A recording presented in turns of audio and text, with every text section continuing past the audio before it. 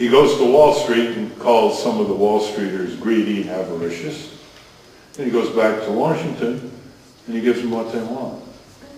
Rhetoric for the masses, the real stuff for the corporatists. And so while they have touched on the major categories of Wall Street reform, they're as thin as mica. The regulations on the rating agencies, Standard & Poor, they gave them these AAA ratings, these toxic syndicated subprime mortgage packages and other things, derivatives, credit default swaps in return for fees, like they would give AAA ratings to Goldman Sachs in return for fees from Goldman Sachs, classic conflict of interest. It's so weak, it was mocked by a former Securities Exchange Commissioner of Republican vintage, who now teaches in California. He just brushed it aside as just absurd, not worthy of comment.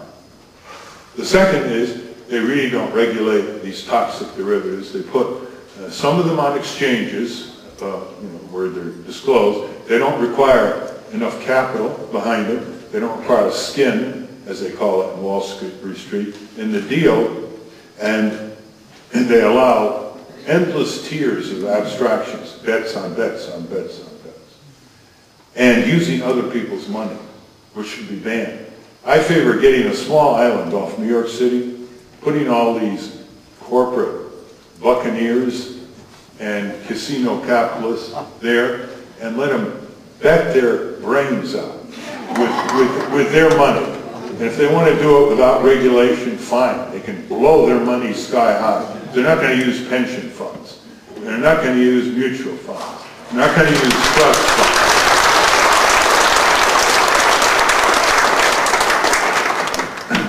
Thirdly, there's no power to investors. Isn't that interesting? They're not shifting powers to the shareholders, who, if they had the authority, would slam down hard on executive compensation, rubber stamps by the board of directors. Walmart's head makes $11,000 an hour, while his workers make $8, $9 before deductions. Before noon, and a nice martini, 3-martini lunch on January 2, he's earned more than any one of his million workers earn in a year. Well, the shareholders, they're the ones who decide, not advisory votes. They don't give any authority to the shareholders. And the Republicans are opposed to giving authority to the shareholders. The shareholders' other name is capitalists. It's amazing. This Democratic Party is confronted by the most craven Republican Party in history. It stands firm against the workers of America and ships jobs and industries to communist and fascist regimes abroad. It stands against the rights of shareholders and small investors. It stands against small taxpayers by making them suffer because they give the big corporate taxpayers their tax havens and tax shelters.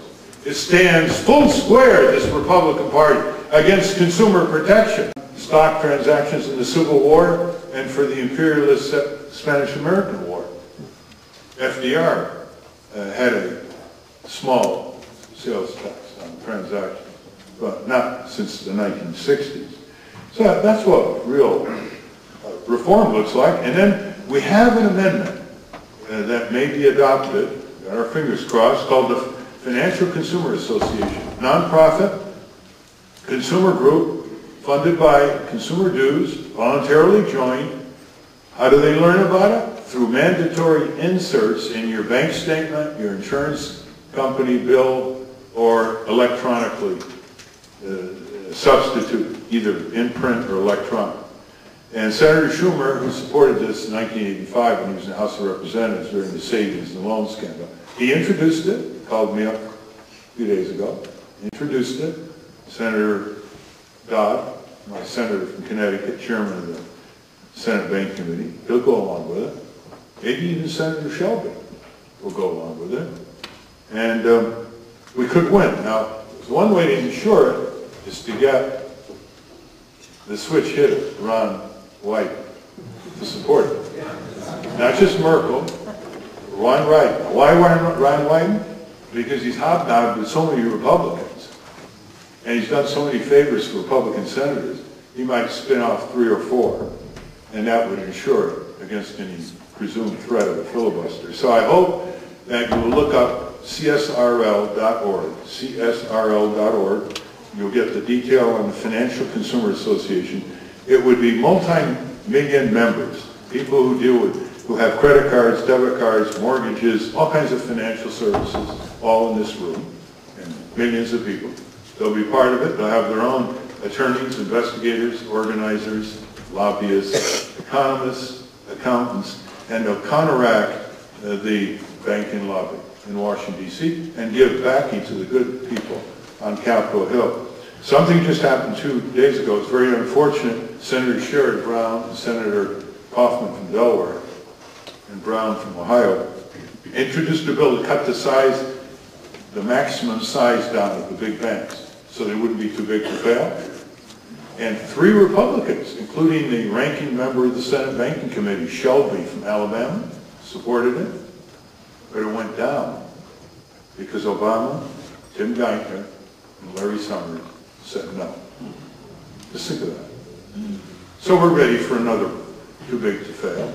And no matter what they tell you, they will never not bail out big business in Wall Street because they'll say everything's going to crash.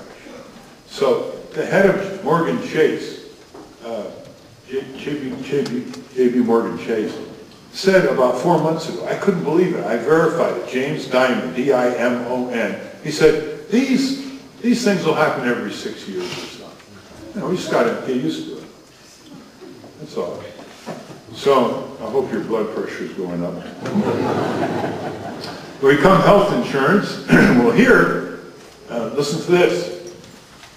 For years, Barack Obama was for single payer.